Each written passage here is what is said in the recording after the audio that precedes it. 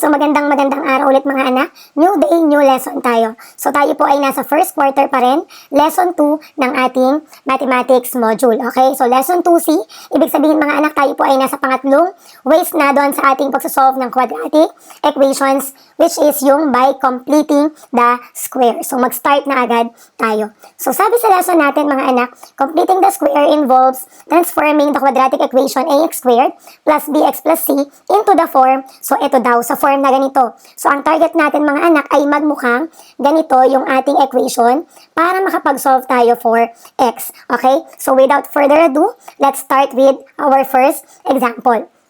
So, sabi dito, solve 2x squared plus 8x minus 10 is equal to 0 by completing the square. So, ito yung process na gagawin natin ngayon.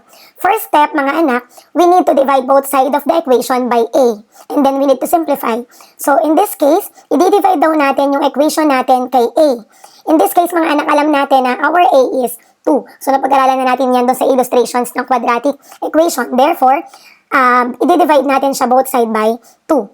Okay, so 1 by 1, let's divide.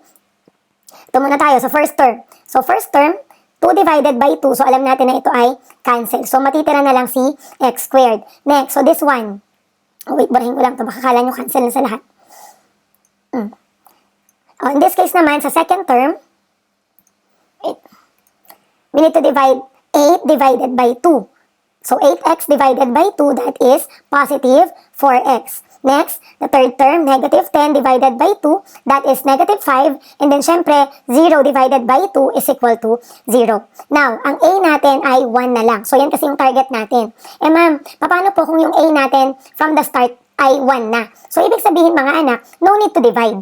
Okay, gagawin lang natin tong step number 1 kung ang a nyo ay hindi 1. Okay, so pasensya na, medyo paus ako. Next, after nating i-divide yung ating equation dun sa letter A, next step na tayo. Siyempre, kailangan nating isulat yung ating equation in such a way that yung daw terms na may variable ay nasa kaliwa. At yung mga constant naman or the constant term is nasa kanan. So, paano yun?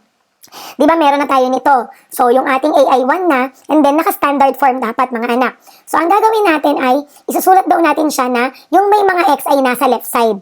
At yung ating constant ay itatawid natin dun sa right side. Okay? So, paano yun? So, x squared plus 4x nasa kaliwa, and then is equal to, si negative 5, since tatawid, siya ay magiging positive 5 na. So, yun lang yung step 2. Yung constant ay itatawid nyo dun sa kanan. Okay? Para nakaready tayo for step number 3. So sabi dito, add the square of half of b on both sides of the equation. The left side of the equation is now a perfect square trinomial. So mas madaling maunawaan pag may example na. Di ba ito na yung last natin. Naibukod na natin yung constant. So ano ngayon yung ilalagay natin dito? I-add daw natin sa both sides. So ibig sabihin anak, alam natin na meron tayong i-add dito at i-add din dito sa kabila. So now, ano yung number na i-add natin dyan? Ito daw yon.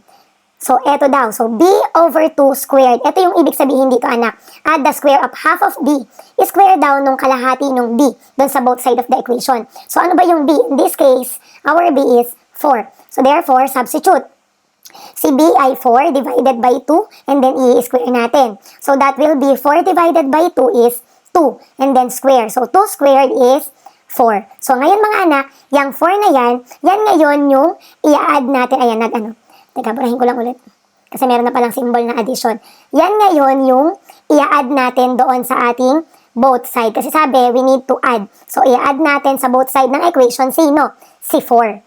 Yung na-solve natin using this formula. Okay? So, i-rewrite ko lang, this will be x squared plus 4x plus 4 is equal to 5 plus 4 is 9. Okay? So, next step tayo. Tandaan nyo itong equation na to. Step number 4 na tayo.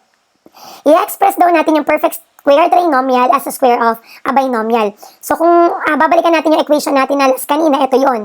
Kung mapapansin nyo, yung ginawa nating process na yon, yung b divided by 2, sulat ko lang dito, yung b divided by 2 square b. Dito ha, yan. Ito yung ginawa natin dito, mga anak. So, kung mapapansin nyo, yung ginawa natin yan is para maging perfect square trinomial yung left side. And alam natin, mga anak, na pag meron tayong perfect square trinomial, pwede natin siyang i-convert as a square of a binomial. So, ganito yung itsura ng square of a binomial. So, alam natin binomial, dalawang term yung nandito. Okay? And then, kabilang is equal to 9. Now, ano po yung term na ilalagay natin dito, yung katabi ng x? Ito naman yung formula niya, mga anak. Mas madali. I-divide nyo lang si b by 2. So, ano ba si b? Diba si b ay 4? So, 4 divided by 2 is positive 2. Yun ngayon yung ilalagay nyo dito para makompleto natin yung square of a binomial. So, kung mapapansin nyo mga anak, yung format nito, ito yung target nating mapalabas kanina doon sa binasa kong definition.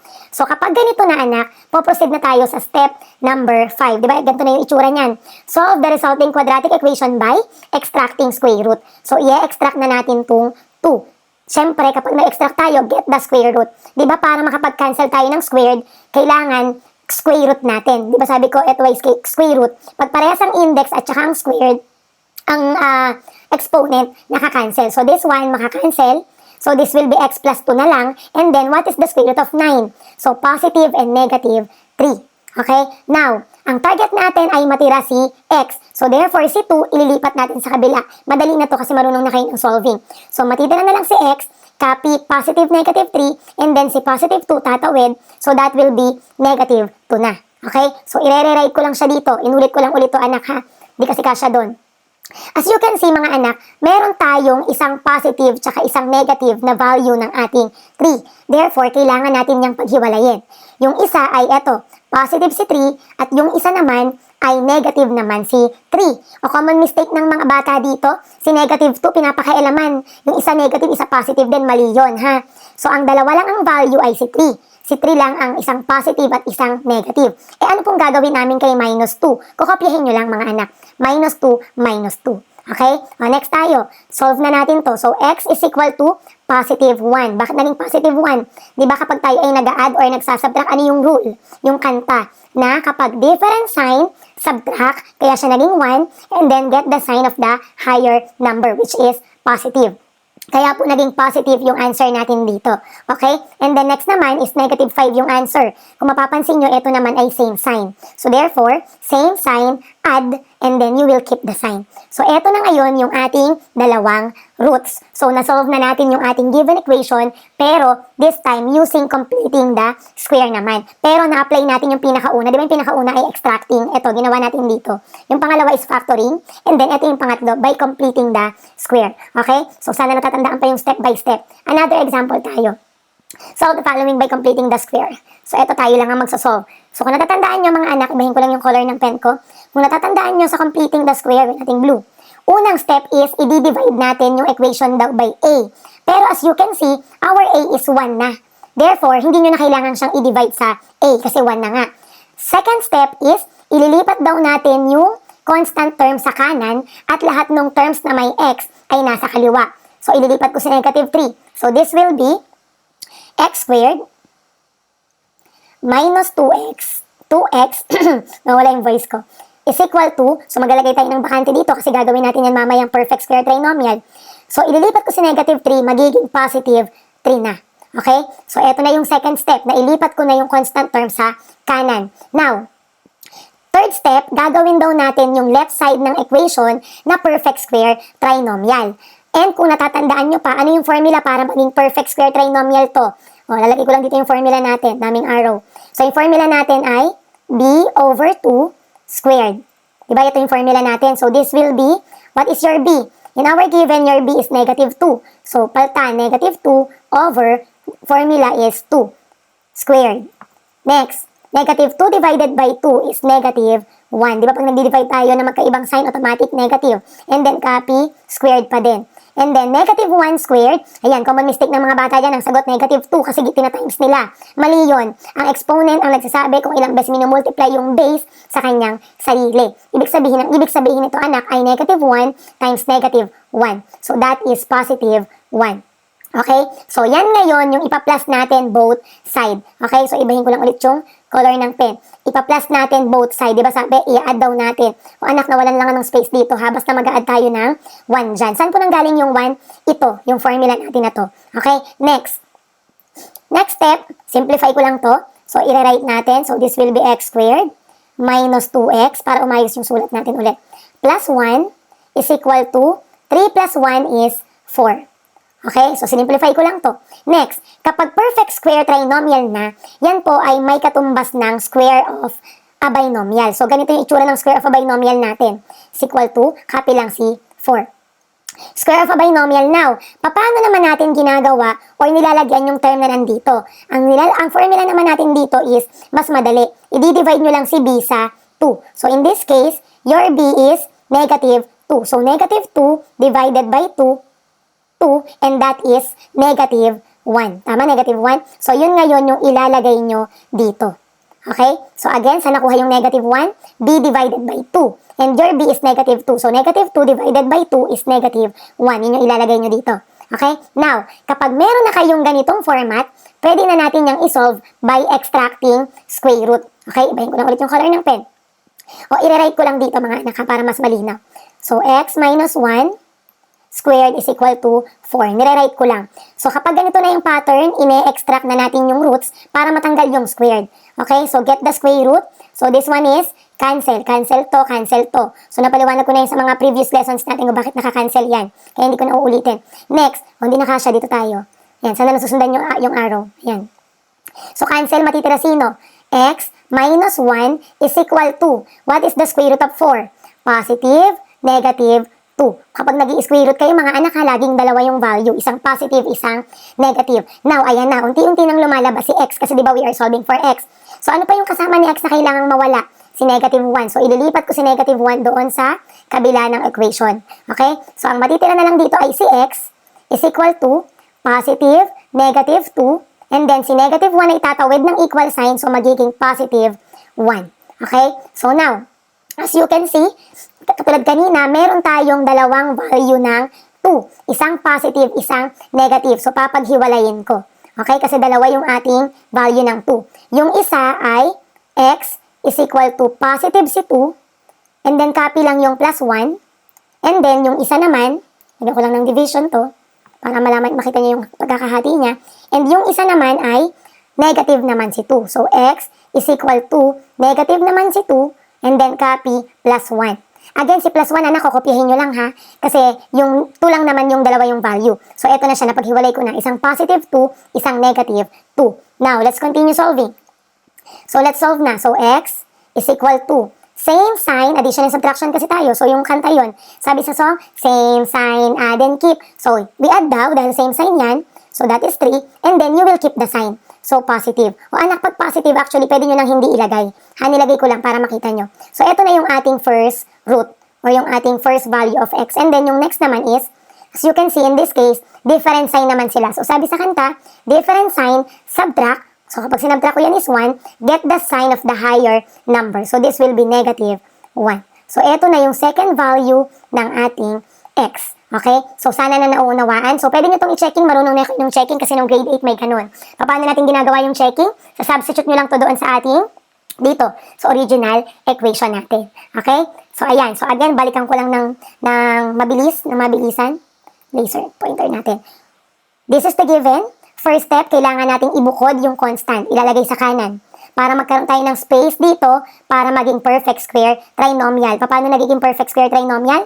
Ito yung formula, b over 2. Pag perfect square trinomial na, isusulat na natin siya as a square of a binomial. Paano naman ginagawa yung square of binomial? Ito naman yung formula, b over 2. Kaya po nakuha si negative 1. Kapag square of a binomial na, you can now solve by extracting.